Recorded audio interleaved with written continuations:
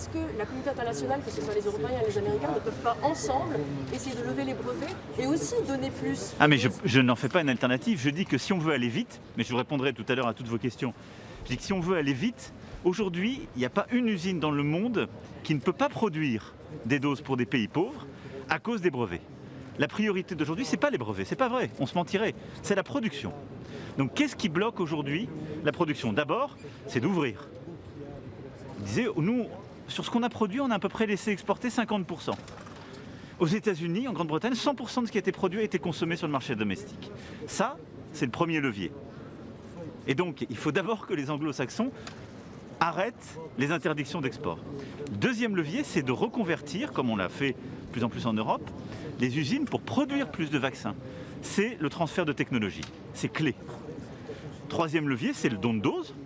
Et le quatrième, dans la durée, mais il faut commencer le débat dès aujourd'hui, donc c'est un bon débat, c'est de faire exactement comme on l'a fait au moment du VIH, c'est-à-dire là où la propriété intellectuelle bloque, il faut pouvoir la lever, mais de manière circonscrite. Parce que la propriété intellectuelle, dire on va la déchirer, ça n'incite pas à récompenser ceux qui ont inventé. Il faut récompenser l'innovation, ça c'est normal. Par contre, il faut pouvoir la lever quand ça bloque l'accès à des marchés finaux. Et donc pour moi, l'exemple qu'on doit prendre, c'est exactement ce qu'on a fait au moment du sida, quand les trithérapies devaient accéder aux pays les plus pauvres. On a créé un cadre international pour permettre justement l'accès aux pays les plus pauvres et lever la propriété intellectuelle. C'est ça qu'il nous faut préparer sur le vaccin. Donc vous voyez, c'est un ensemble. Là pour le coup, là, en même temps, ça marche très bien. Mais dans l'ordre des temps, je pense que c'est un faux débat de dire l'urgence, c'est ça. L'urgence, c'est produire plus et avoir plus de solidarité maintenant. Mais ce message n'imprime pas, premièrement. On a l'impression que vous êtes toujours sur la défense. C'est vous qui imprimez, pas moi. Monsieur le Président, non, c'est vous qui imprimez, c'est pas moi qui imprime. Moi, je vous dis ce que j'essaie de comprendre et la réalité des choses. Et après, si on veut mettre la charrue avant les bœufs, comme on dit chez nous, je dis juste ça ne marchera pas. Donc il faut simplement reconnaître que l'Europe, qui a été beaucoup critiquée, aujourd'hui est devenue un grand producteur de vaccins, mais surtout c'est le continent le plus ouvert. Le plus ouvert. Une autre question sur la France.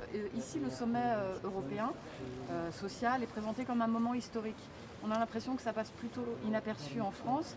Quel message vous pouvez envoyer aux Français sur les avancées concrètes que ce sommet pourrait leur apporter? Mais ce sommet, d'abord, je dirais là aussi, c'est à vous de le rendre perceptible, plus qu'autre. Je ne vais pas être un commentateur de ce qui ressort ou pas dans la presse française, européenne ou internationale. Moi, je me suis battu avec nos collègues ici sur plusieurs avancées. La première, ce qu'on avait mis au cœur de la campagne de 2019, l'idée d'un salaire minimum européen. Il y a beaucoup de réticences, des modèles qui sont divers, mais la dynamique avance et on a un texte qui reconnaît cette nécessité, la nécessité de converger.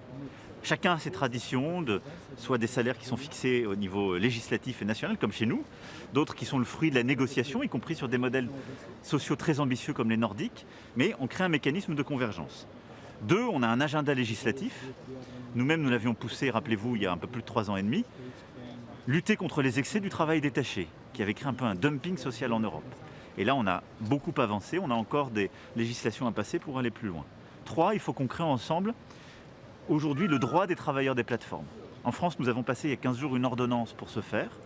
On a développé par l'innovation de nouveaux emplois, mais il ne faut pas que ces nouveaux emplois soient signes d'hyper-précarité. Et donc là, on doit créer les voies et moyens de protéger nos concitoyens partout en Europe qui vont dans ces nouveaux emplois.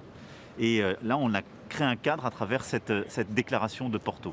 Voilà quelques-uns des points. On va avancer aussi sur sécurité sociale européenne, là sur le plan de la réglementation. Donc il y a cet agenda social qui est pour moi un agenda de convergence.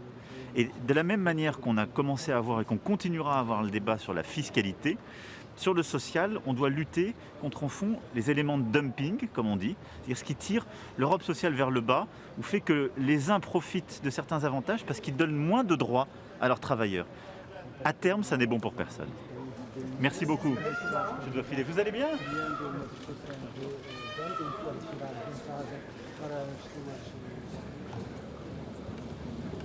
Comment allez-vous ?